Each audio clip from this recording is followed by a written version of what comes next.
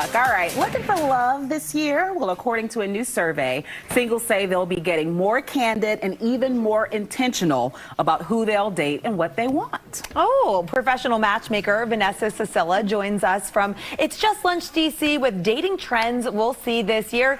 Thank you so much for sharing your insight with us, because I know we have a lot of singles watching, or friends with single friends who want to help them. How are you? Great. How are you ladies? We're ready for some advice. I was just giving a friend some ideas for dates. He wanted to do something active. I suggested rock climbing. What do you think of active dates, kind of thinking outside the box? Oh, it's so great. What we're seeing at It's Just Lunch is people want to be wallet friendly these days, right? So you want to get to know the person if you're going out with them for the first time. So what I suggest is always go get a cup of coffee, go out for a glass of wine, have a date in the park. Rock climbing is always good too. This way you could really see what the person's all about, right? You want to see what your chemistry is with that person. You want to make eye contact with them. You want to see what their body language is, right? And you want to make sure they listen. I think listening is really important.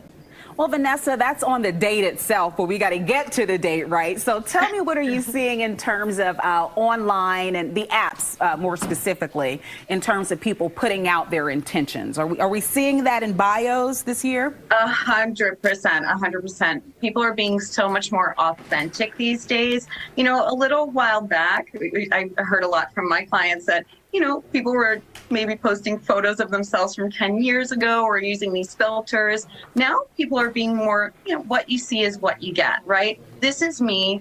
I want to go into this relationship with an open mind, a positive attitude, and people are setting their intentions early. No more games, right? Everybody's putting themselves out there, and they're really stating what they are looking for in a relationship.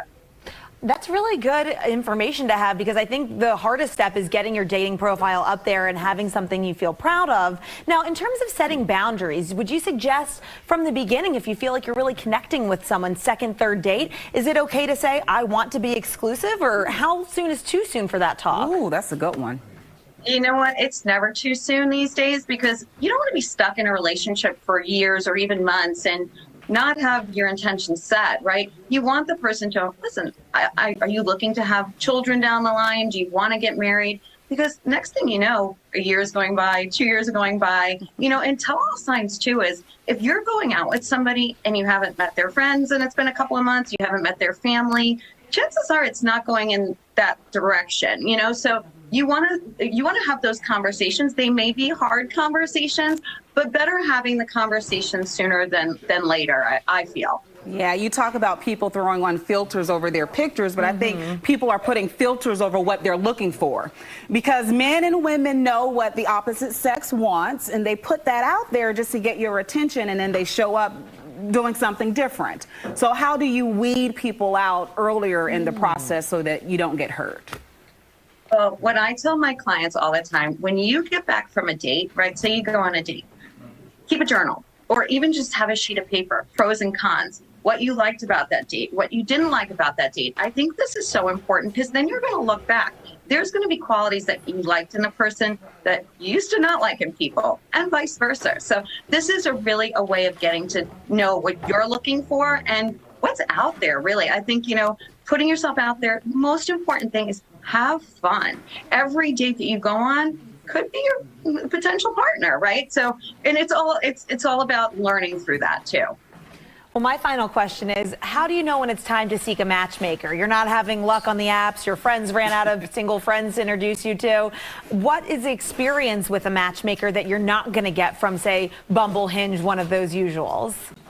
Well, what I find with my clients at It's Just Lunch, when they come on board with us, they're like, oh my gosh, why didn't I do this sooner? Because the online apps, let's face it, it's like a second job. You know, we work with professional people that don't have time for that and don't have time for games, right? You could be texting back and forth for weeks or months even before you even meet the person. If that's not what you're looking for, it's best to hire a matchmaker. You know, we vet all of our clients, and we really are really like focused on matching our clients. I think that's really important if you're really looking to invest in that, and a lot of people are these days. Yeah, there are some people with Olympic gold medals in the games that they play. We don't need pen pals. Right.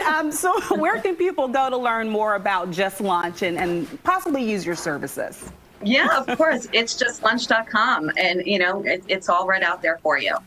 All right, sounds Good good. Thanks, advice. Vanessa. And also, I think, too, just being optimistic is a big piece because energy is everything.